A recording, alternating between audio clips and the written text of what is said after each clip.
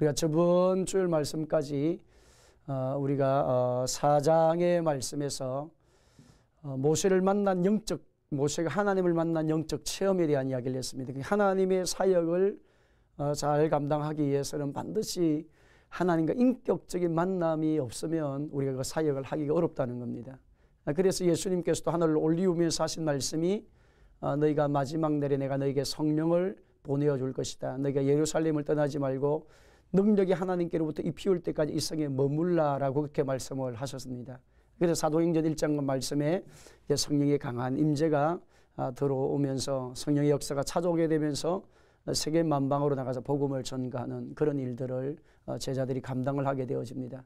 그래서 특별히 하나님의 일꾼, 하나님의 은혜 아래 있는 하나님의 백성은 반드시 우리가 하나님의 귀한 말씀의 세계와 그 다음에 하나님의 성령의 역사가 함께 어우러져서 말씀이 내 안으로 들어와서 신비에 새겨지고 그 다음에 우리의 삶의 현장 가운데서 강력한 하나님의 임재와 능력을 인격적으로 만남을 통해서 이루어야 우리의 진정한 신앙생활이 되는 것입니다. 왜냐하면 하나님은 영이십니다.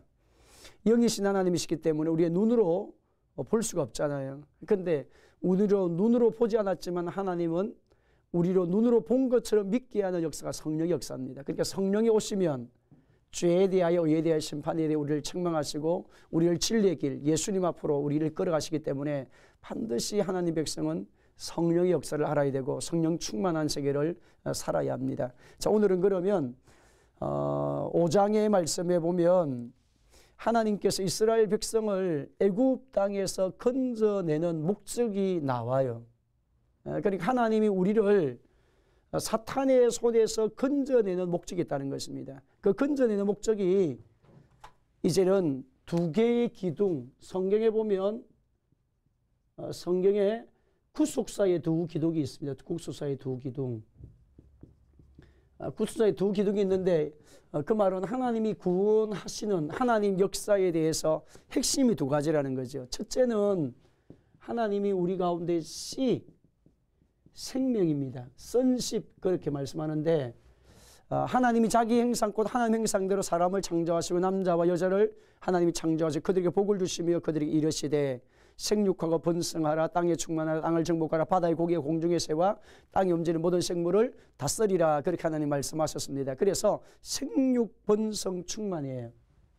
생육 번성 충만 이 말이 뭐냐면 첫째 하나님이 자기의 형상을 따라 사람을 만들고 우리 인간이 하나님 형상으로 지어졌다는 하나님의 생명으로 하나님의 모습을 닮은 자로 지어졌다 그 말씀이에요. 그래서 하나님이 흙으로 우리 사람의 몸을 빚으시고 생기를 코에 불어넣으시니 사람이 생명이 된지라 그렇게 말씀했습니다. 그러면 가장 먼저 하나님 백성 하나님의 자녀들이 만나야 되는 은혜가 뭐냐 하면 거듭남이라는 거예요. 거듭남.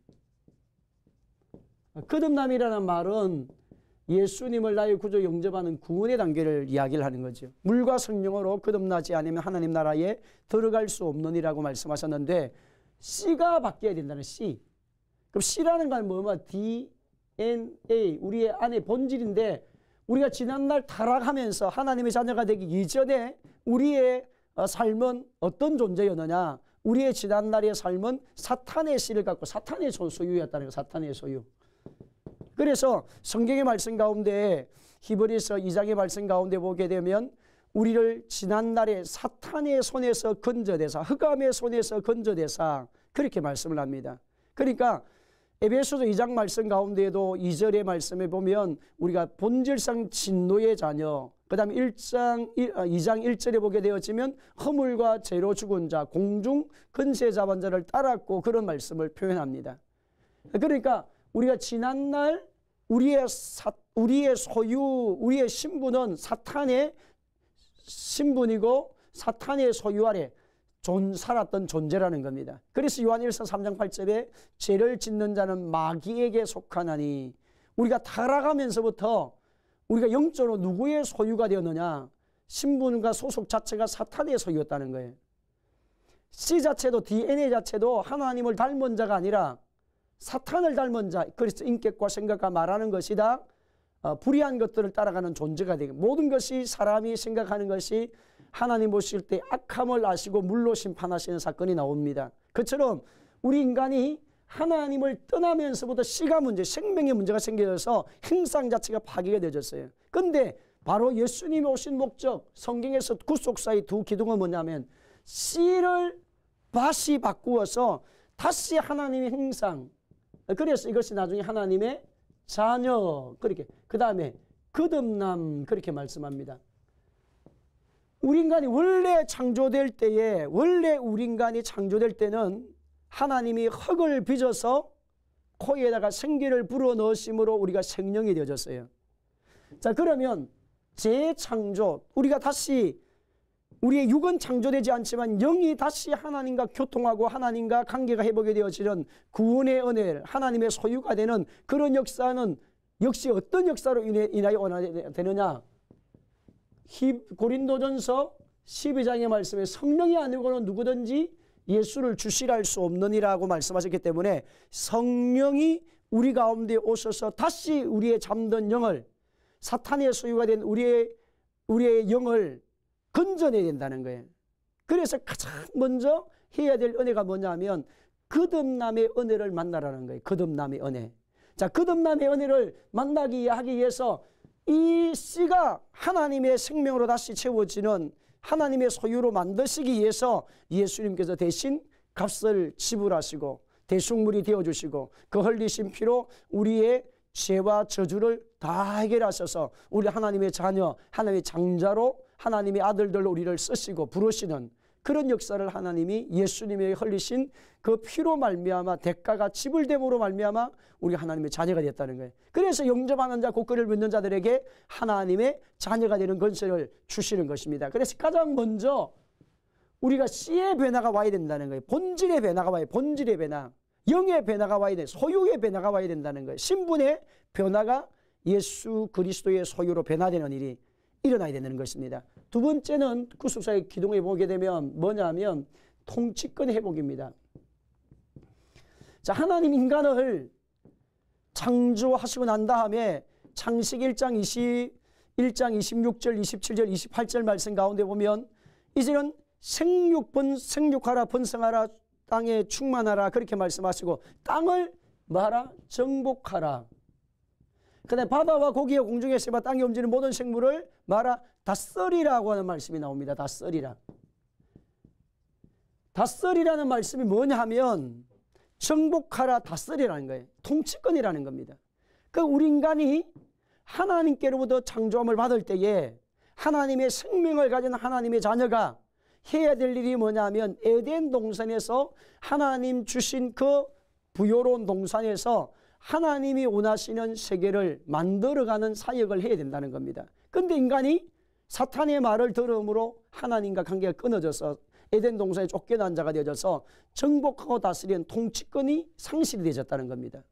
그래서 예수님이 다시 오셔서 십자가에서 죽으시고 사탄의 머리를 깨시고 다시 예수님이 무덤의 자리에서 부활하시고 예수님이 하늘로 올리우시면서 하신 말씀이 어떤 말씀을 해주셨냐면 모든 족속으로 제자를 삼아 아버지와 아들과 성령의 이름으로 세례를 베풀고 내가 너에게 분부한 모든 것을 가르쳐 지켜야 하라. 볼지어다 내가 세상 끝날까지 너희와 항상 함께 있을 것이다. 그렇게 예수님이 말씀하셨습니다.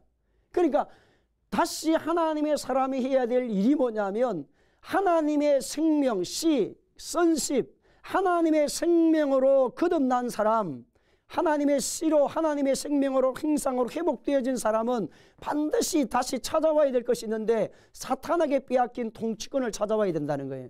우리가 이 땅을 살아가는데 수없는 인생의 문제를 당하고 만납니다. 자, 이런 문제를 만났을 때에 하나님의 영적 원리와 능력을 가지고 이기는 자로 우리가 설 수 있어야 된다는 거예요. 먹고 살기 위해서 사는 사람이 아니라 믿음의 사람은 사명을 감당하기 위해서 사는 자라는 것입니다. 그래서 통치권을 회복시키기 위해서 우리 가운데 정복하고 다스리는 삶을 살게 하기 위해서 하나님이 우리 가운데 무엇을 보내주실 것이라고 말씀하셨느냐, 예수님께서 내가 너희에게 성령을 보내어주리라 그렇게 말씀했습니다. 너희가 예루살렘을 떠나지 말고 이로부터 성령의 능력이 너희에게 임할 때까지 너희는 기다리라 하고 말씀합니다. 왜 성령의 기다림을 받아야 되냐? 성령의 기다림으로 은혜와 능력을 받아야 되느냐 하면 성령이 임하시면 기름 부으심이 오기 때문에, 그래서 기름 부으심, 구약에서는 하나님이 특별한 사람들에게, 왕과 제사장과 선지자에게 기름을 부었어요. 왕을 세울 때, 제사장을 세울 때, 선지자를 세울 때 기름을 부어서, 이것이 무엇이냐면 성령을 가리키거든요. 그럼 하나님의 통치권이 회복되어지는 역사가 일어나기 위해서 하나님의 자녀들에게 위임시킨 하나님의 통치 권세와 능력, 그래서 뱀과 정결을 밟고 원수를 취할 능력을 밟고 귀신을 내어 쫓고 병든 자를 고치고 죽은 자가 살아나게 되고, 그런 강력한 하나님 역사와 능력이 따르는 통치권이 회복되어져서 악한 권세를, 저주를 다스리는 그런 능력이 주어지는 권세가 와야 되는데, 그 권세는 무엇으로 오느냐?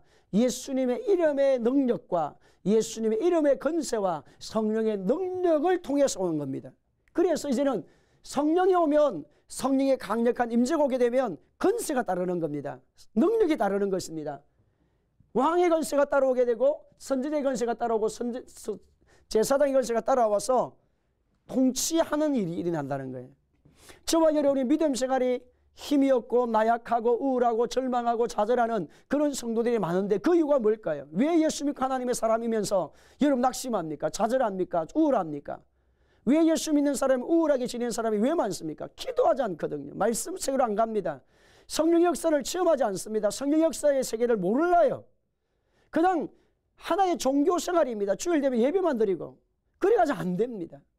그 영혼은 거듭났지만 그 영혼이 거듭난 영혼이 되어져서 하나님이 원하시는 목적은 통치해야 된다는 거예요. 거듭난 하나님의 생명, DNA, 우리의 씨가, 우리의 본질 자체가 하나님의 소유가 되고 하나님의 생명에 들어와서 하나님의 형상으로 회복되어진 사람이라면 반드시 그 다음 단계가 들어가야 될 은혜가 뭐냐면 통치하는 일입니다.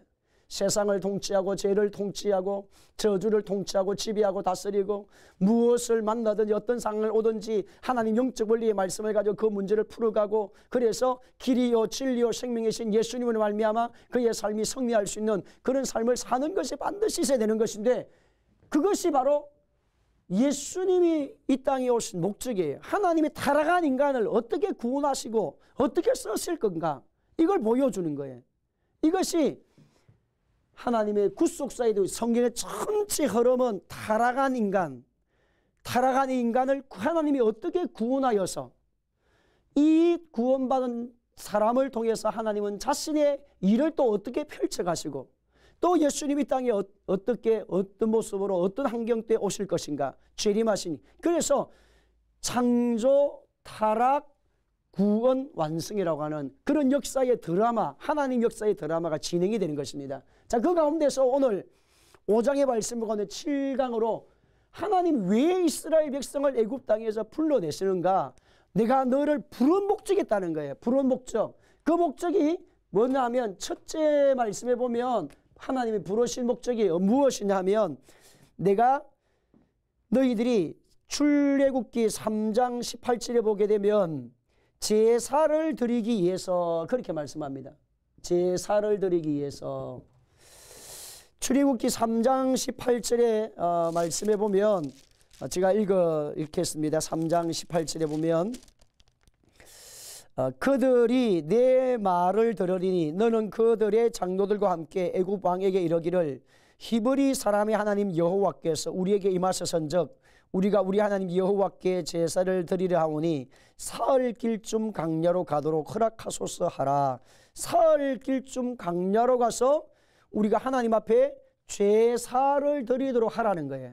모세가 지금 바로에게 가서 이스라엘 백성을 보내어 주어야 할 이유가 있는데, 그 이유가 뭐냐면 우리가 사흘길 강야로 가서 그 강야에서 하나님 앞에 예배를 우리가 드리게 되겠다. 그리고 구약엔 제사라는 말이고 신약은 예배라는 거예요.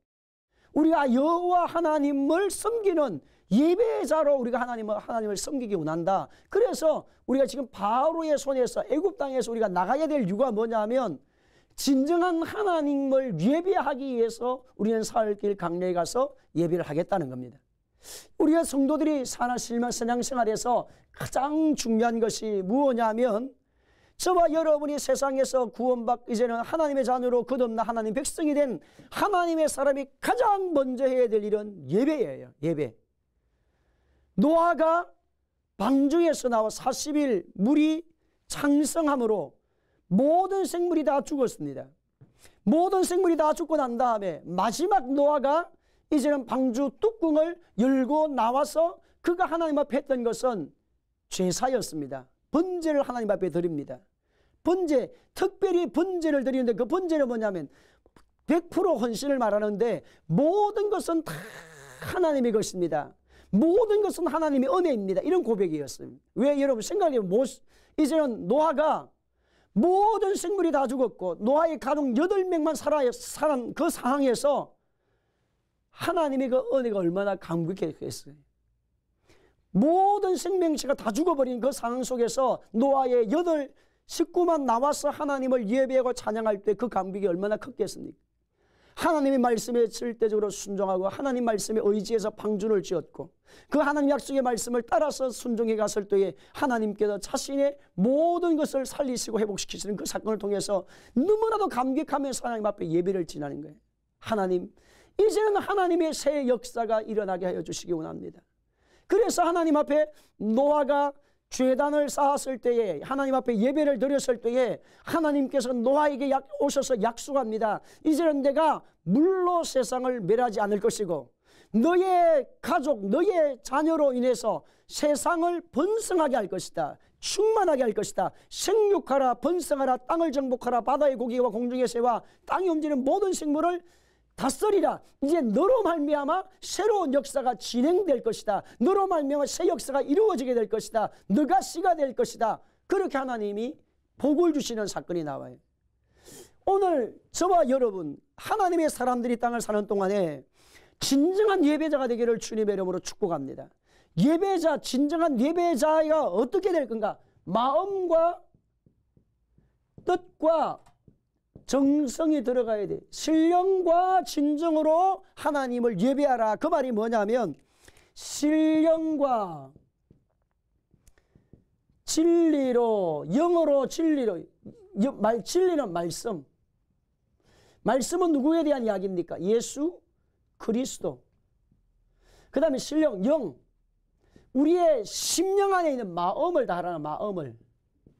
저와 여러분이 하나님 앞에 마음을 다하고 뜻을 다하고 힘을 다해 주 너희 하나님을 사랑하라. 마음이 하나님께 들어지지 않으면 마음이 하나님께 들어진다는 말이 뭡니까? 생각이 하나님께 100% 들어진다는 이 말이에요. 그래서 오늘 하나님의 백성이 이 땅을 사는 동안에 가장 먼저 구원받은 사람이 해야 될 일이 뭐냐면 예배라는 거예요. 여러분 예배를 통해서 은혜 받습니다. 예배를 통해 능력을 받습니다. 예배를 통해 지혜를 받습니다. 예배를 통해서 변화가 일어납니다. 예배를 통해서 회개가 터집니다. 예배를 통해서 비전이 보여지고 예배를 통해서 은혜와 능력을 받게 되어지고 예배를 통해서 하나님의 계획을 볼 수가 있습니다. 그래서 하나님의 백성이 가장 먼저 해야 될 일은 예배 회복이라. 예배 회복. 여러분이 예배의 자리를 귀하게 여기기를 주의 이름으로 축원합니다.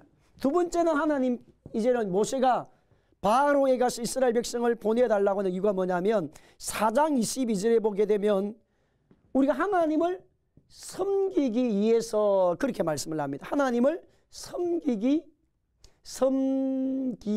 위해서 하나님을 섬기기 위해서 보내려는 거예요. 그것이 출애굽기 4장 22절로 23절 4장 22절로 다 같이